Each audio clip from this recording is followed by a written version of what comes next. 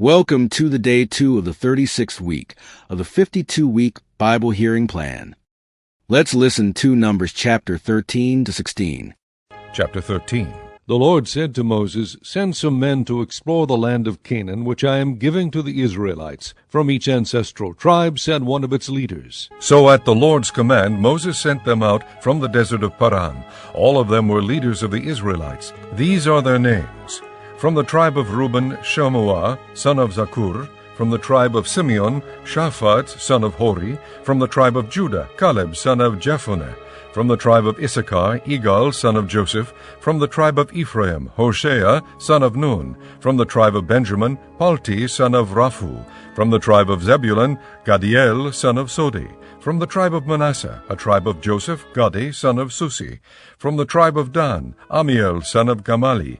From the tribe of Asher, Sethur, son of Michael. From the tribe of Naphtali, Nabi, son of Vophsi. From the tribe of Gad, Geuel, son of Maki. These are the names of the men Moses sent to explore the land. Moses gave Hoshea, son of Nun, the name Joshua. When Moses sent them to explore Canaan, he said, "Go up through the Negev and on into the hill country.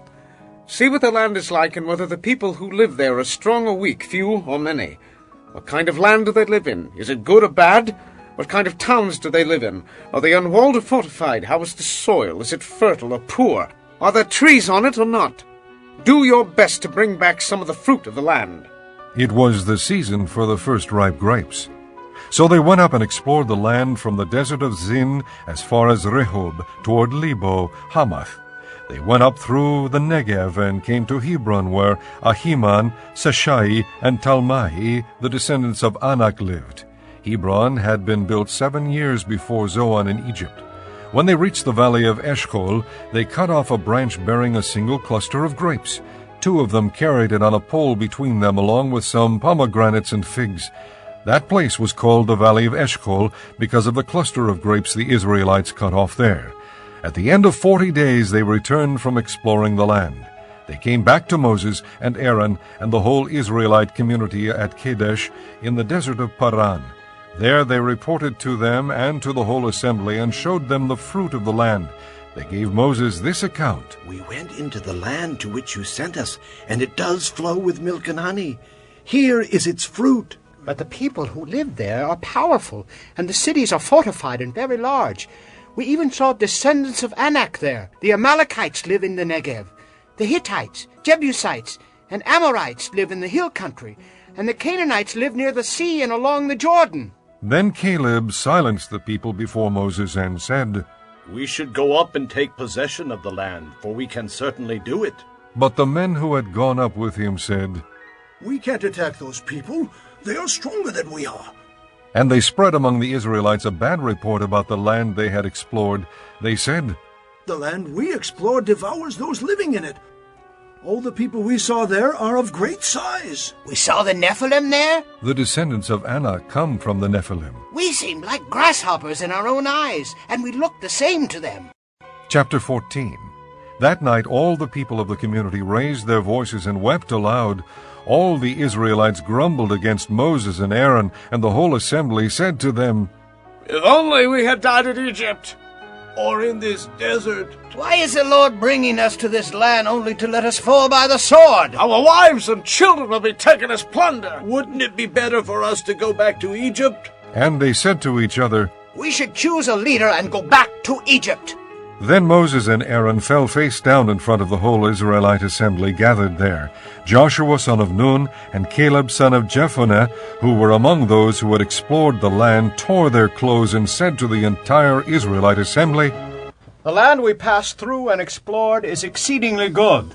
If the Lord is pleased with us, he will lead us into that land, a land flowing with milk and honey, and will give it to us." Only do not rebel against the Lord. And do not be afraid of the people of the land, because we will swallow them up. Their protection is gone, but the Lord is with us. Do not be afraid of them. But the whole assembly talked about stoning them. Then the glory of the Lord appeared at the tent of meeting to all the Israelites. The Lord said to Moses, "How long will these people treat me with contempt? How long will they refuse to believe in me, in spite of all the miraculous signs I have performed among them?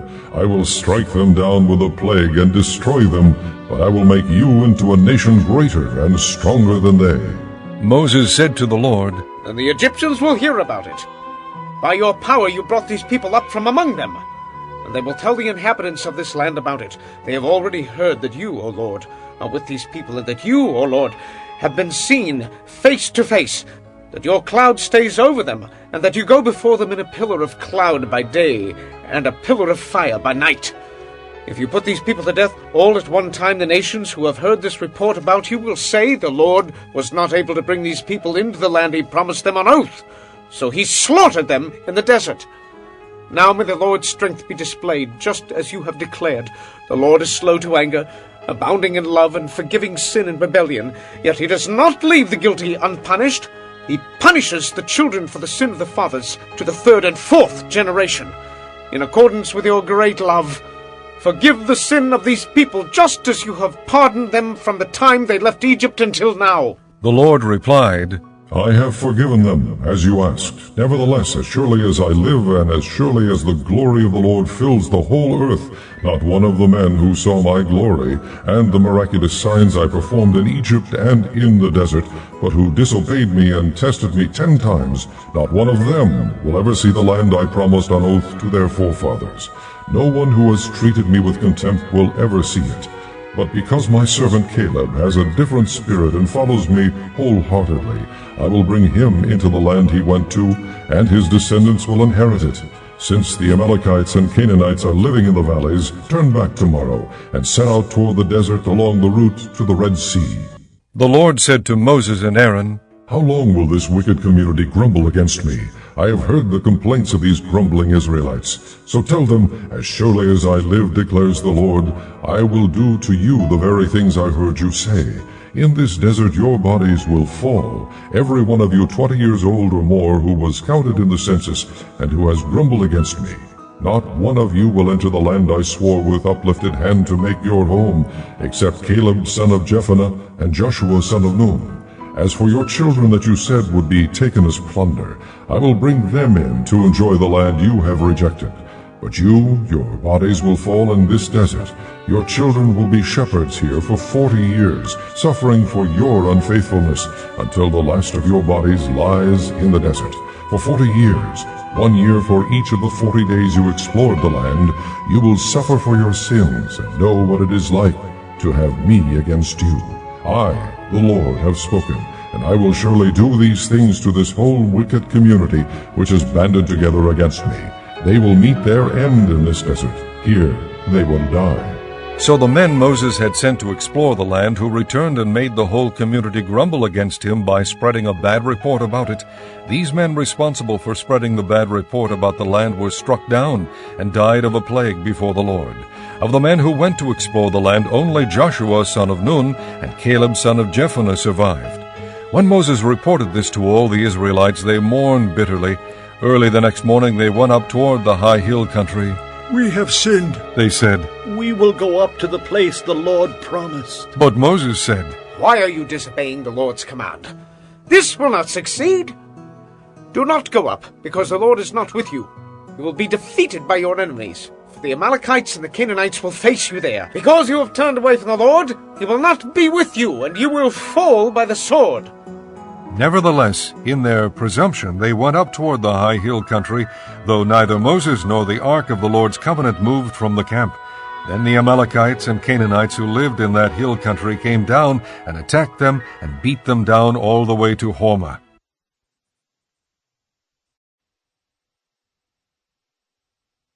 Chapter 15. The Lord said to Moses, Speak to the Israelites and say to them, After you enter the land I am giving you as a home, and you present to the Lord offerings made by fire from the herd or the flock, as an aroma pleasing to the Lord, whether burnt offerings or sacrifices for special vows or freewill offerings or festival offerings, then the one who brings his offering shall present to the Lord a grain offering of 1/10 of an ephah of fine flour mixed with 1/4 of a hin of oil.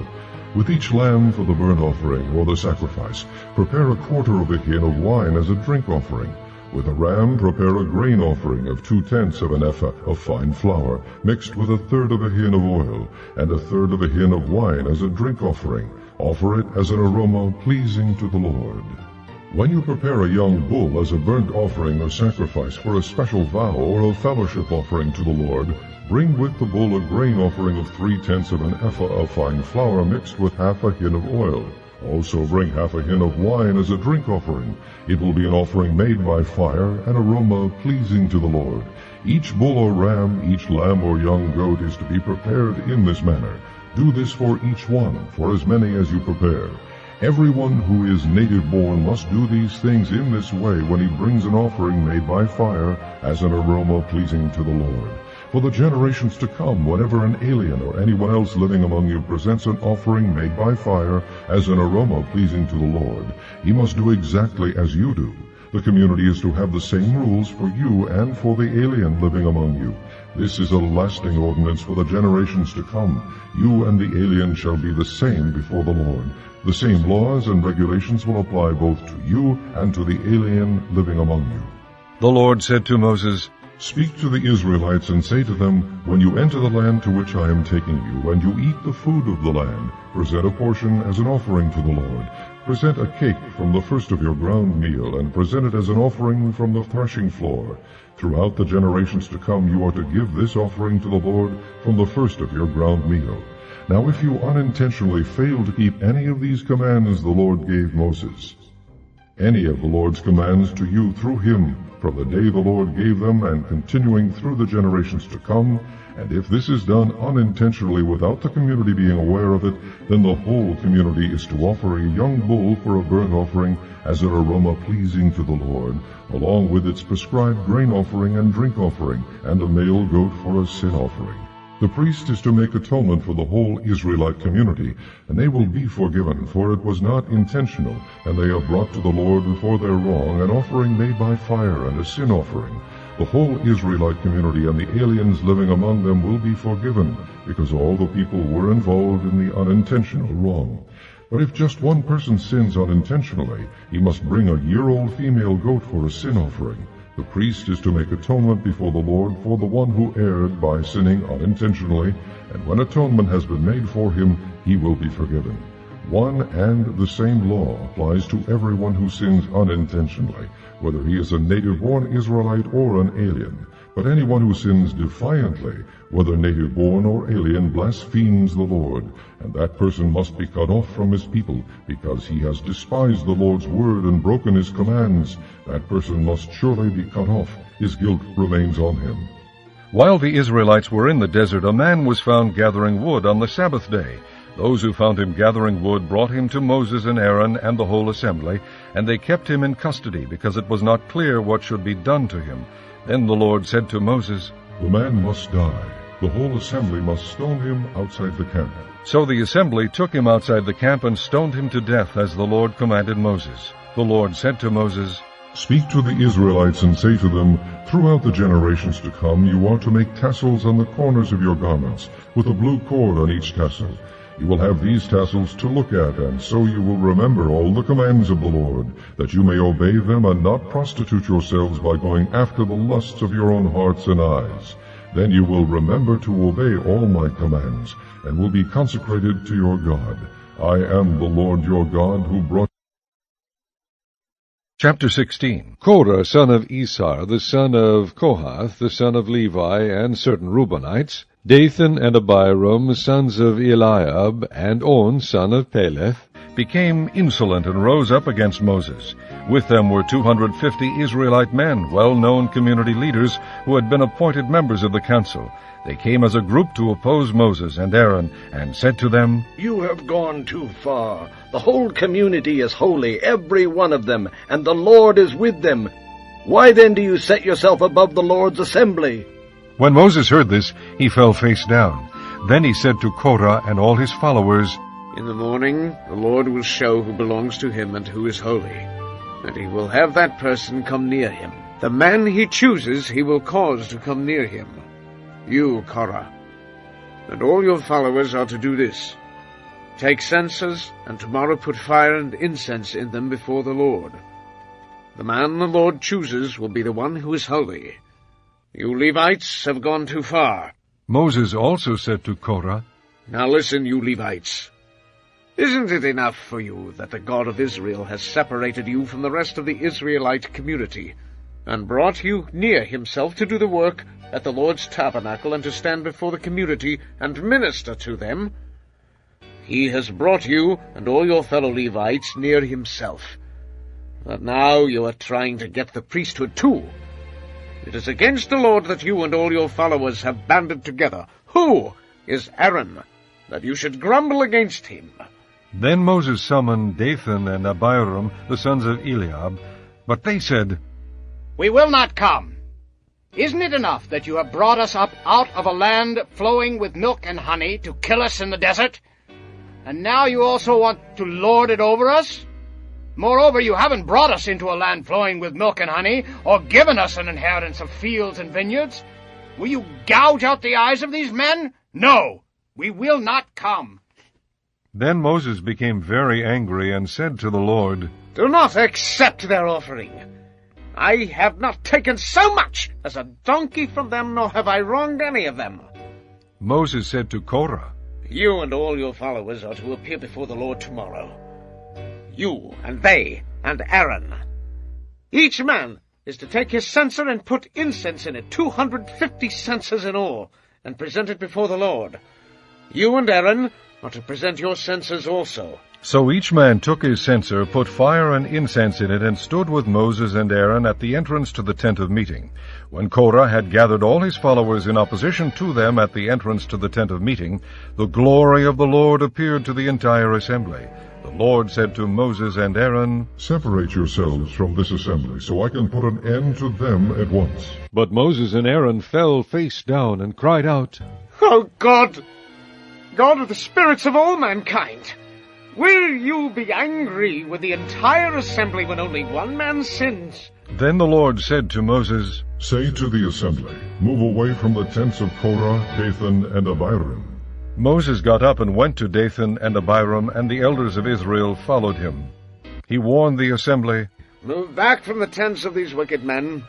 Do not touch anything belonging to them, or you will be swept away because of all their sins. So they moved away from the tents of Korah, Dathan, and Abiram. Dathan and Abiram had come out and were standing with their wives, children, and little ones at the entrances to their tents. Then Moses said, This is how you will know that the Lord has sent me to do all these things, and that it was not my idea. If these men die a natural death and experience only what usually happens to men, then the Lord has not sent me. But if the Lord brings about something totally new, and the earth opens its mouth and swallows them with everything that belongs to them, and they go down alive into the grave, then he will know that these men have treated the Lord with contempt.